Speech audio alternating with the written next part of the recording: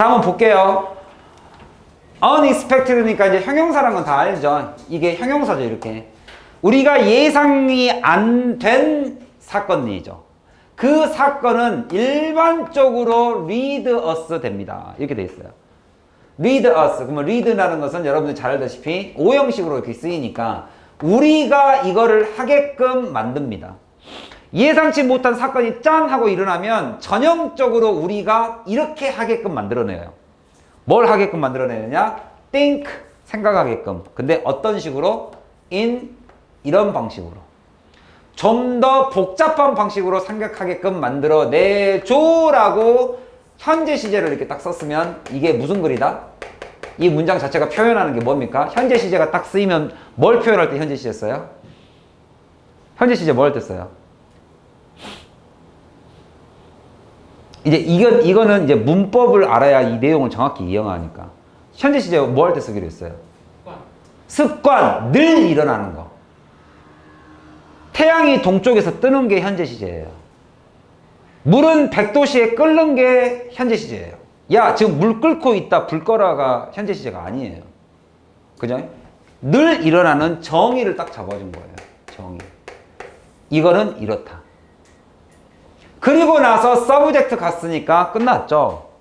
여러분들 내가 지금 말하고 글을 읽고 있는 이 글은 비문학 논설문이라고 했습니다. 그럼 논설이라는 것은 결국에 뭐가 포함된 거예요? 오피니언이에요, 팩트예요. 논설문이라는 것은 뭐를 표현하기 위함입니까? 나한테 팩트를 전달해 주는 겁니까? 과학지문? 설명문이에요? 아니죠. 오피니언이죠. 나의 의견이 들어가고 나의 주장이 들어가요. 그러면 나의 주장을 논설에다가 짠 하고 표현한 것이 이 글의 요지고 그 요지를 포함하고 있는 문장을 우리가 주제문이라고 해요. 그러면 그 주제문을 찾는다는 것은 이 글의 요지를 이해한다는 소리인데, 그죠? 논설이라는 것은 나의 주장을 설득을 시켜야 되니까 의견, 주장이 펼쳐지고 나면 그 다음 뭐가 나오게끔 돼 있어요? 그 주장에 대한 야, 하늘은 빨개라고 내가 논문설문을 썼어요. 그럼 그 뒤에 뭐가 있어야 돼요? 빨간 이유에 대한 근거를 제시해야 해서 여러분이 아, 그러네 라고 공감을 얻어내야 돼요. 그러니까 근거가 나와요. 근거. 근거라는 것은 뭐 하는 때 쓴다? 얘는 팩트예요. 팩트. 팩트다 보니까 어떤 게 나온다? 뭐 숫자라든지 아주 유명한 아저씨, 대문자. 대문자로 시작하는 아주 유명한 고유명사. 어디 연구소. 누구누구 책. 어디에 따르면, 누가 주장하기를, 이런 표현들이 나오는 거예요. 근데 나는 어떤 사람, 인물, 어떤 유명인의 이름을 갖다 댈 게 없으면 뭐를 하기도 해요? 실험을 갖다 대기도 합니다. 실험을 갖다 대면 뭐가 되니까? 굉장히 객관적 사실이 되죠. 객관적 사실이 돼요. 객관적 사실. 객관적 사실. 그래서 서브젝트라는 단어가 매우 중요한 겁니다. 여기서는. 그러면 이제 우리가 이 서브젝트를 이해하시려면 다이어를 이해하셔야 되죠. 아까 서브젝트가 뭐라 그랬어요? 형용사로 말하면 누구누구 하에 있는, 영향을 받는 이죠. 그럼 명사로 하면 뜻이 뭐예요? 이게 다이어를 공부해야 되는 이유는 이런 거죠. 명사로 하면 뭐예요? 누구누구 영향하에 있는 게 뭐예요? 하부 조직으로 막 쪼개놓으면 이게 주제라는 뜻도 있고, 주어라는 뜻도 있고, 하나 더. 여기서 무슨 뜻으로 쓰였어요? 그렇죠. study. 여기를 공부하지 말고 연구라고 생각해 보시면 어떤 연구에서 여기서 one, on 이런 부정명사 나오면 전부 다 근거를 시작한 겁니다. 예시를 든 거예요. 쉽게 말하면 예시. on 이런 거. one 이런 거. 이거 예시를 든 거예요. 예를 든 거예요. 예를 들었다는 것은 근거가 시작된 거예요. 그러면 어떤 실험 속에서의 서브젝트니까 실험에 영향을 받는 사람을 우리가 피실험자라고 하죠. 참가자, participant. 피실험자들이 read를 읽었습니다. 근데 봐보세요. 얘들아, 여기 내려가면 내용이 굉장히 구체적이겠어요? 이렇게 요지처럼 하나로 딱 모아진 거겠어요? 굉장히 구체적이죠. 근데 빈칸이 저 밑에 뚫려 있어요. 그럼 내가 아까도 말했지만 얘는 하나의 단락이에요, 단락. 하나의 단락이니까 이 내용, 내가 지금 여기 이렇게 동그라미 치는 이 내용을 다 읽으면 결국에 무슨 말이 나와야 돼요? 아직 안 읽었는데 저거 다 읽으면 무슨 내용이어야 돼요? 이 내용 아니에요? 이 내용? 뭐 했을 때? unexpected 나왔을 때? 그러면 여러분들 머릿속에 저는 이것밖에 없어요. A이면 B이다. 이것밖에 없어요. 그럼 저게 다 뭘로 바뀌어요? 나중에 내려가 보면 동의어로 다 바뀌어 있어요. 여기서 그랬잖아요. A이면 unexpected를 만나면 사람들은 다 복잡하게 생각된다. 그러면 이 실험을 통해서 A라는 애가 누구이고 여기서 말하는 복잡한 B가 누구인가만 찾아내면 끝나요, 그냥. 이해 가시죠? 그러면 여기 나와 있는 빈칸은 A에 해당하느냐 B에 해당하는 것만 찾으면 끝이에요. 왜? 패러그래프니까. 단락이니까. 그러면 여기서 볼게요. Read about a student, A student. 어떤이에요? 어떤 학생에 대해서 읽었는데 그 학생이 바로 had done either니까 이건 대과거죠.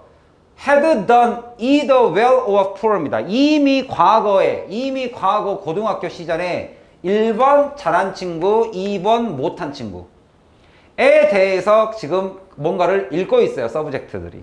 피실험자들이. 아, 이 사람이 이런 사람이야? 1번이라는 사람이 있어? 아, 그러게 걔가 공부를 잘했대? 얘는 못했대? 자, 그러면 지금 이제 이게 이벤트를 만들어야 되잖아요. 이벤트를. 근데 그리고 나서 learned about the students의 대학교 학창시절을 한 거예요. 이게 이벤트예요. 이 잘했던 친구들이 1-2-가 되겠죠. 이걸 이벤트로 본 거예요. 그럼 거기서 unexpected가 나오겠죠, 이제. 뭐가 unexpected냐? 자, 보세요. some이 나오면 나중에 others가 나오죠. some others는 부정대명사 나중에 외우세요. 이보다를 가면 부정대명사 있습니다. 부정대명사. 부정대명사를 알면, 부정대명사라는 게 뭐냐면 정해지지 않은 대명사. 이것 저것이 아니라 어떤 애들은 이렇고 나머지 애들은 이렇고 이런 거. 그럼 이게 딱 대조로 가고 있잖아요. 그러면 사실상은 이 둘 중에 하나가 unexpected니까 하나는 누구겠어요? expected예요. 이해가요? 부정대명사 some과 others는 그럴 때 써요. 어떤 사람은 이런 사람이 있고요. 세상에는 이런 두 종류의 사람들이 있던데요. 이렇게 할 때 써요. 그러니까 이런 것은 문법적 근거를 알면 독해를 하는데 해석을 하는데 쉽죠. 빨리빨리 이해가 가니까. 그래서 그 피실험자들 중에 일부에게는 그들의 expectation이 were confirmed. confirm에 밑줄치고 별표 치면 되겠죠. 누구예요, 얘가? 어떤 단어하고 연관이 있어요? 당연히 unexpected와 무슨 관계? 반대 관계죠.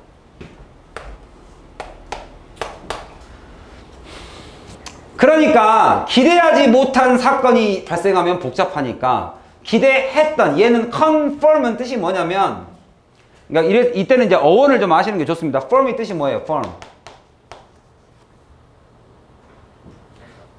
명사로 회사, 로펌. 형용사로는 뜻이 뭐예요? affirmative, firm. 단단한, 확고한이라는 뜻이죠. firmly 하면 뭐예요? 확고하게, 강하게 이런 뜻이잖아요. 그러면 여기서 firm인데 confirm이니까 다 같이 단단하게 만들었으니까 더 단단한 거죠. 그게 뭐예요? 재차 확인하는 거죠. confirm. 야, 너 숙제 했어? 했다고 안 했다고? 이렇게 confirm 하는 거죠. 더블 체크하는 거죠. 체크를 2번 하는 거죠. 확인했단 말이에요. 그럼 여기서의 확인이 됐다라는 것은 unexpected의 반대죠. 내가 재차 확인이 된 거예요. 내가 기대했던 대로 나온 거예요. 그죠? 예를 들면 뭐예요? good students가 good grade를 받았습니다. 이건 confirm이에요. 그러니까 unexpected가 아니라고, 이거는. 이해 나오잖아요. 그러니까. for others. 근데 다른 사람에게 있어서는 그들의 expectation이 violate. 어떤 단어를 바꿔놓은 거예요? 무슨 단어를 바꿔놓은 거예요? unexpected의 동의어라고요, 그냥. violate이 뭐니까? violence가 폭력이죠. 위반이죠, 위반. 그러니까 violation 동사로 뭐뭐를 위반하다. 내 기대가 위반되었다. 엇나갔다, 빗나갔다 이 얘기죠. 그 말은 unexpected를 도응어로 바꿔놓은 거예요. 그랬을 때가 있더라 이거죠. 그랬더니 이게 나와야 된다고요. 이게. 이 컴플렉스 웨이라는 게 어떤 단어로 바뀌었냐. 자, 예를 들었죠. 갑자기 공부를 못했던 애가 갑자기 공부를 잘합니다. 그러면 그 서브젝트가 그리고 나서 실험을 한 거예요. 실험. 재차 설명을 하라 그랬어요. retold. 그 이야기를 into. 자, 녹음기에다가 마치 as if 뭐인 것처럼 그들이 relay it to a friend. 친구에게 설명하는 것처럼 녹음을 했더니 이게 나와야 되죠. 이게. 빨리 찾아보세요. 이게 어디에 나와요? Students who learn of the unexpected outcome. 기대치 못한 결과를 알게 된 그 얘네들은 consider. 무엇을 생각하고 있더라? Many more. 끝났잖아요. many more. 끝났잖아요. 뭐를 더 찾더라? complex라는 단어가 여기서는 무슨 뜻으로 쓰였던 거예요? 복잡한이라는 단어를 뭘로 바꾼 거예요? 여기서는 여러분들 사전적 의미를 생각하시면 안 됩니다. 생각을 유연하게 풀어놓으세요. 유연하게. 복잡한 방법으로 생각하게끔 만들었으니까 결국에는 뭐하게 만든 거예요? 내가 말을 많이 하게 되는 거예요. 무엇을 더 생각해요? causal과 attribution 단어를 아셔야겠죠?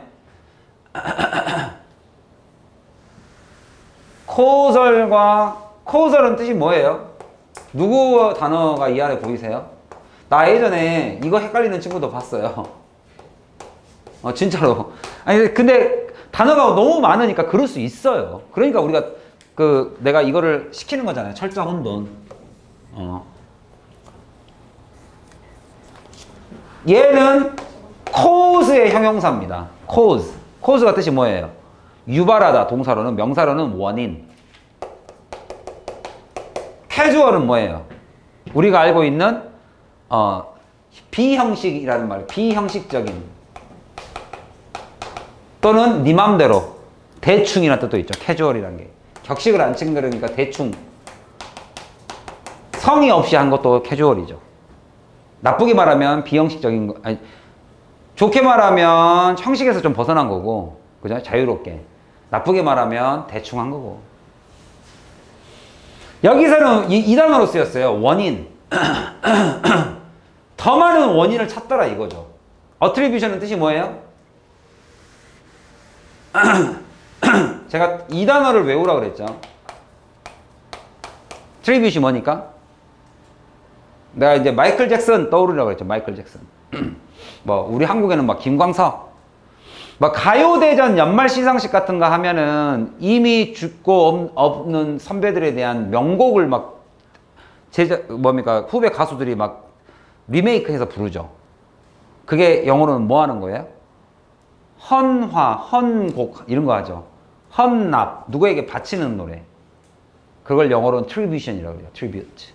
그래서 마이클 잭슨 tribute 이러면 마이클 잭슨을 생각하면서 막 빌리진 하고 막 하는 것들이 다 그런 거예요. 거기다가 at을 붙인 거예요. 누군가에게 던져주다예요.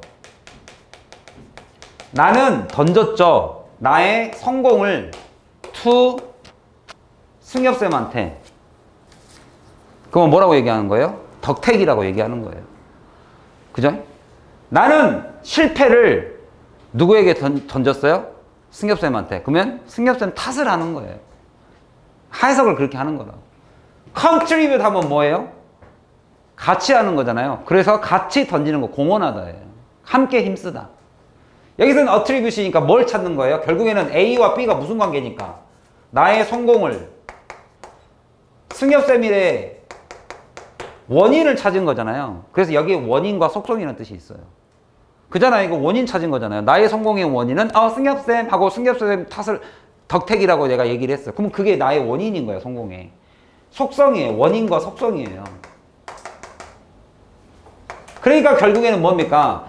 원인이 됐던 속성, 더 많은 속성들에 대해서 고려하게끔 되더라. 고민하게 되더라 이거죠. 왜? 자기 기대치가 벗어났으니까. 당황하셨어요. 이렇게 된 거죠. 그래서 막 말이 많아진 거죠. 그것이 이거인 것 같기도 하고, 얘가 갑자기 성적이 왜 올랐지? 막 이렇게 생각한단 말이에요. 그 간단한 이야기를 논설문이다 보니까 쉽게 말하면 논문이에요. 논문. 논문을니까 이렇게 아주 학문적으로 써놓은 거예요. 말도 안 돼. 평소에 쓰지도 않는 단어로. 아니, 누가 평소에 다 말을 이렇게 합니까? many more, cause, attribution에 대해서 생각해 볼까? 누가 이렇게 얘기해요. 그냥 말이 많아졌다. 이 얘기예요, 그냥. 그 말이 많아졌다를, 자, 이렇게 시험 문제를 낼 수도 있는 거고, 하나짜리 빈칸 문제가 더 어려울 때가 있죠. 이거 딱 내면 어렵죠. 이거를 풀어서 쓰면 이 컴플렉스가 말하는 게 더 많은 원인에 대한 속성에 대해서 찾기 고민하게 된다. 이 단어를 찾으려면 더 어렵죠. 근데 이 문제는 원문제는 쉽게 냈어요. 그러니까 뭐를 한 거예요? 일단은 더 많아졌다라는 개념을 잡으면 선택지에 뭐가 들어간 거예요? 동의어로 바꾸면. 영영뜻이라고 생각하고 바꿔보세요. 선택지가. 영영뜻이라고 생각하면 무슨 단어가 들어가야 돼요? 많아지는 거, 적어지는 거. 여러분들 정답지를 찾을 때 이거 굉장히 괜찮은 방법입니다. 플러스 마이너스. 그러니까 긍정과 부정일 수도 있지만 뭔가 커졌냐 작아졌냐. 뭔가 변화가 일어나는 게 수능은 극단적인 선택이 많을 수밖에 없는 이유가 글이 짧기 때문에. 세상에 많은 디테일들이 있지만 이거를 간단하게 표현해봐라 그러면 선과 악, 긍정과 부정, 증가와 감소. 이해 가요? 기쁨과 슬픔 이렇게 갈 수밖에 없어요. 아주 극단적으로 글을 줄여놨기 때문에. 아니 실제로 논문이 이 10줄짜리 논문이 어디 있어요 세상에. 간단한 신문 사설을 써도 이거보단 긴데. 근데 이건 극단적으로 줄여놨잖아요. 그러니까 내용의 핵심이 두드러지게 딱 대조로 2개로밖에 안 나올 때가 너무너무 많아요. 거의 90% 이상이 다 그렇게 돼 있어요. 그러니까 선택지에서 이 내용을 잡았을 때 여러분들이 복잡 뭔가 부정인가 하고 봤더니 more야. 그럼 더 많은 설명이에요 그냥. 그러니까 몇 번으로 가는 거야? 정답이 조금씩 이게 풀려가고 있어요? 민성아? 그러면 네가 채점하기 전에 네가 지금 잡았던 선택지가 어디에서부터 바뀌기 시작한지를 잘 봐오라고 민성아. 그래서 나를 그대로 따라하면 돼요. 카피. 지금 어디선가 지금 감이 바뀌어서 지금 선택지가 바뀌었어요? 혹시? 지금 바뀌어졌어요? 바뀌고 있어요? 아니면 바뀌었어요? 한번 골라봐요 이제. 제가 더 들어가기 전에 골라봐. 여기서부터는 뭐의 싸움이에요? 선택지 해석의 싸움이에요. 여러분들 제 말 잘 기억해 두세요. 객관식이라는 시험은 여러분이 문제 풀이의 과정을 다 생각한 겁니다. 네가 해석을 얼마만큼 열심히 했던, 네가 여기 있는 단어를 얼마만큼 알았는지는 중요치가 않아요. 객관식은. 뭐를 찾아야 돼? 정답을 찾아야 돼. 정답. 그러면 어떤 해석이 중요하게 되는 거예요, 결국에는? 얘는 같은 말이 계속 반복되잖아요. 뭔가 단서를 찾을 기회라도 있지. 벌써 요지가 1번 나오고 2번 나왔잖아. 밑에 나가 1번 더 나와요. 근데 선택지는 몇 번의 기회밖에 없어? 딱 그 문장 하나로 끝내야 돼요. 그러려면 무슨 해석이 중요한 거야? 민성아? 단문 해석을 정확하게 하는 습관이 중요해요. 단문을 정확하게 하는 습관이 중요하다고. 알겠어요? 이 지금 본인이 무슨 감을 딱 잡았어 민성이가 대충 이런 것 같다. 근데 지금 선택지 해석이 안 돼. 그러면 말짱 꽝이에요. 1점도 안 줍니다. 민성아 부분 점수가 없어요 객관식은. 그래서 내가 이제 늘 농담으로 얘기하는 거, 세상에 제일 쓸데없는 말이 뭐다? 객관식 시험에서 아깝다. 아무 의미 없죠. 나 5번 하려고 그랬는데 이런 거 아무 의미 없어요. 나 뭔가 증가하고 있다는 느낌은 들었었는데 3번 찍었어. 아무 의미 없다고. 알겠어요?